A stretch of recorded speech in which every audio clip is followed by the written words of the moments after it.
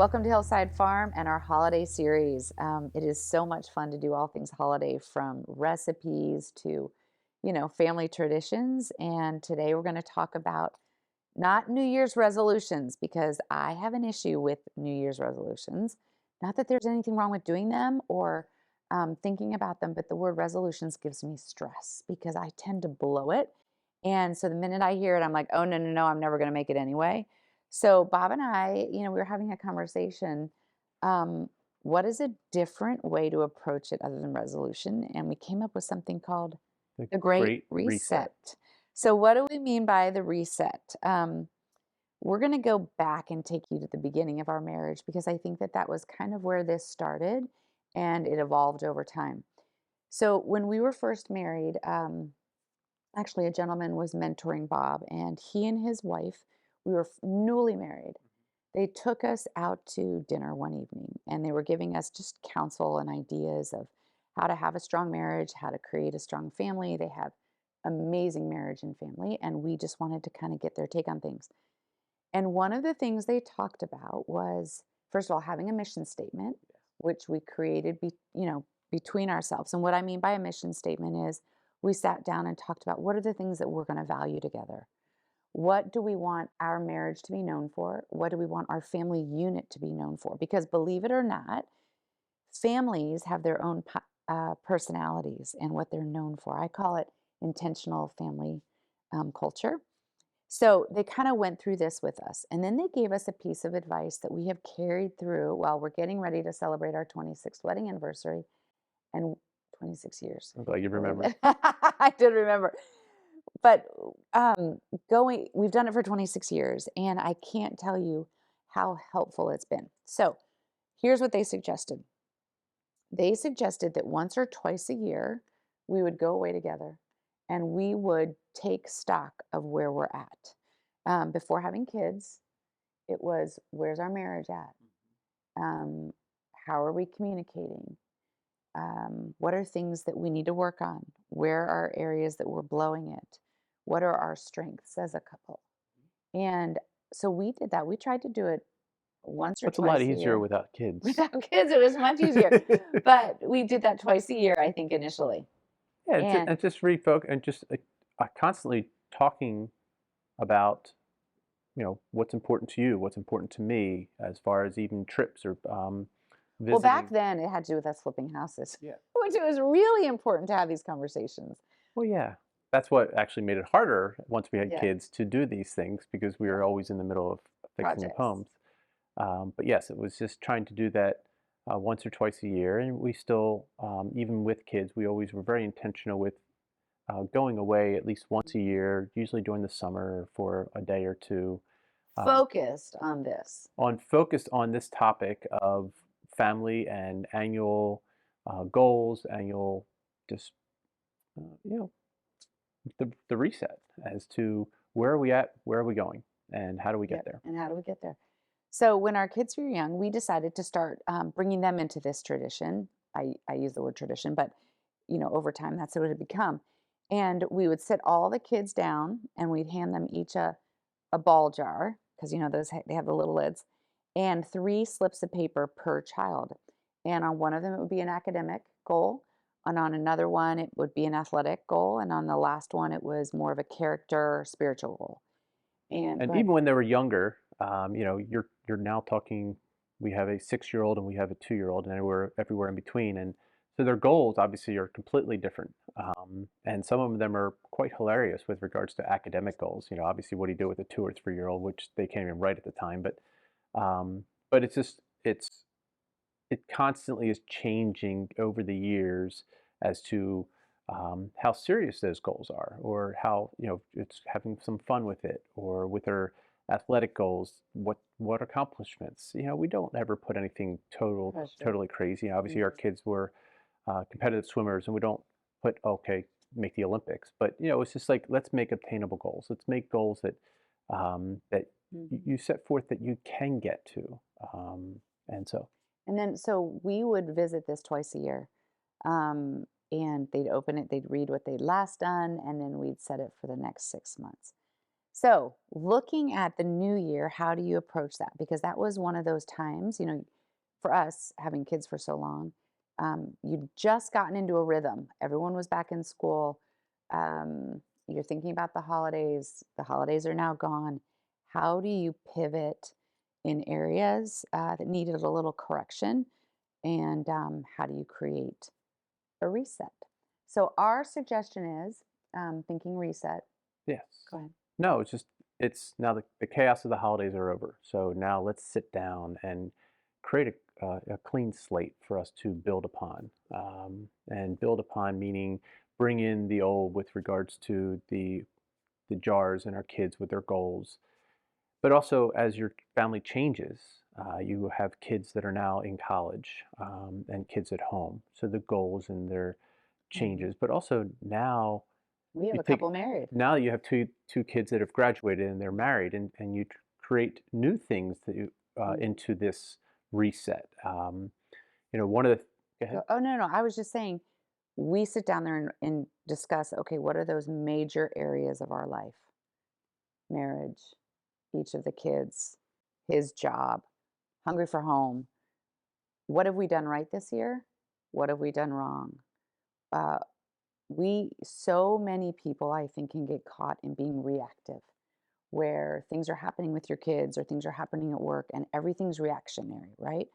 And part of doing this and having these conversations is to be proactive and to get ahead of the game, so to speak. Which is one thing I wanted to do with last year. Last year was the first year I had a son. I had a son-in-law, and also I had a son who was, Engaged. well, I had a daughter who was engaged. So obviously I had a her fiance. So I wanted to start this new way of bringing the boys together on an annual basis, going away on a trip. Went, and so last year we went to Florida for 3 days, just the four of us, just to have Mhm. quality time of allowing these two young men to know that they are part of our family, they are my sons, and being intentional with that. And so that is something that obviously, um, as things change in our family, we have to create the reset as to Mhm. what can we now do on an annual basis to make those that are marrying into the family feel included or feel part of the family. Because what worked 5 years ago is not going to work now.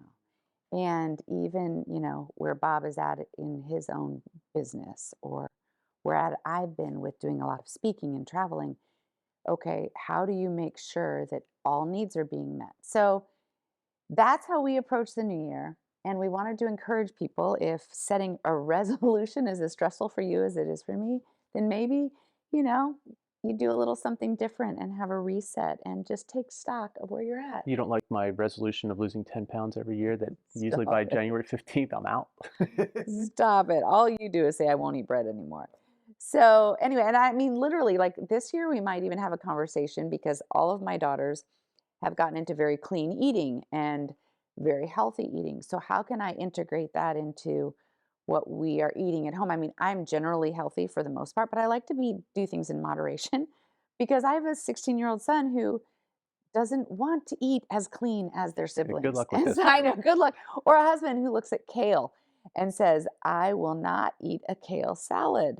So again, this is one of those things that's going to be on our list this December where I sit down Anders and I say, okay, Anders, I am wanting to feed us in a more healthy way. What are you willing to do? What are you not willing to do? I am wanting you to do this. I need you to be willing to do this.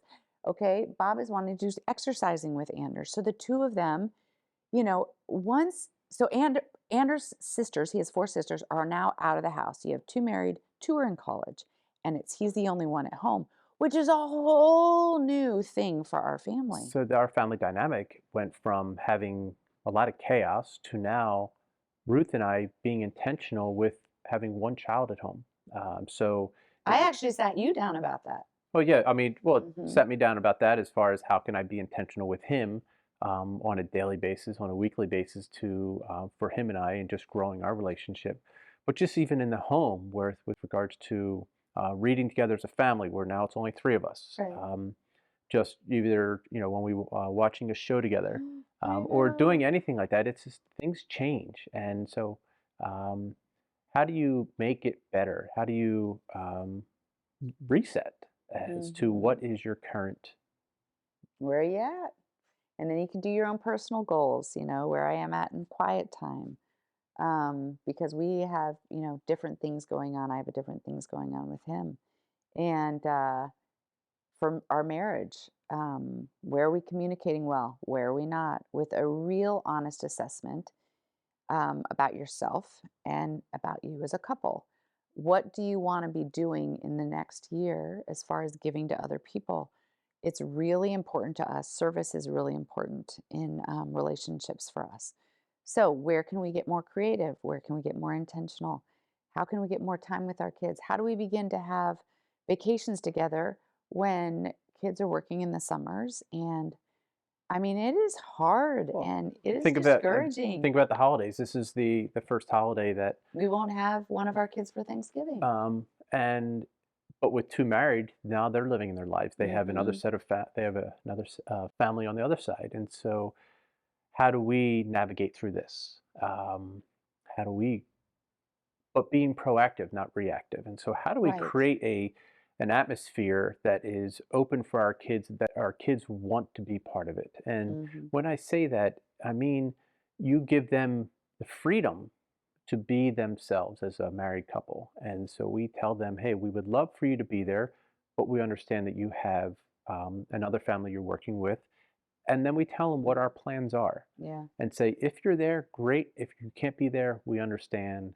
My parents did that beautifully, and I remember thinking, "Wow, there's no pressure on us." And we wanted to figure out any way we could to be a part of things. So, it again, you figure out where you blew it, you figure out where you did it well, what needs to change, where do you need to pivot, and do it with your significant other and with your children. Sit them down as well. What are their goals for the year? Then we do a fun little game actually every New Year's.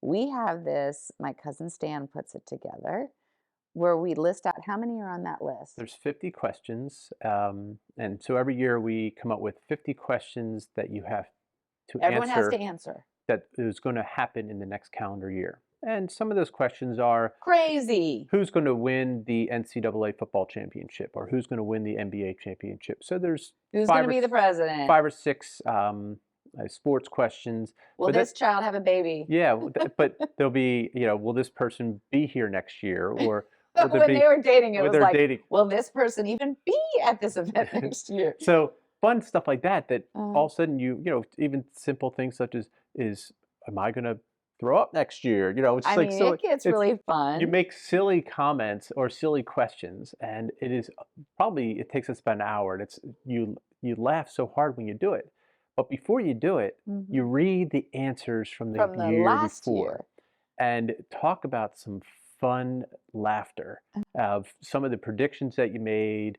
Of Mhm. it's I mean, I remember one of them was like, will she have her first kiss next year? I mean, yeah. we're talking, it runs the gamut of Yeah, is will topics. there be an earthquake over 7.8?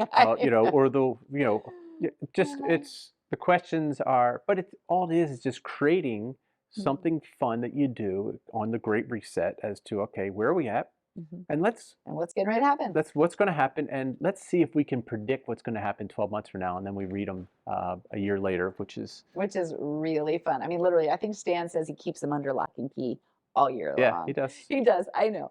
So, anyways, I hope this encourages you. Reset. And we all need the reset. You can't go through life doing it perfectly. So, I hope it's an encouragement to you. It's always fun to do this with people. And again, not in response or reactive to something, but because you want to get ahead of the game and do it better the next time. And again, check out Hungry for Home on Instagram, where we'll be doing these little tips throughout the year. And thank you for joining us.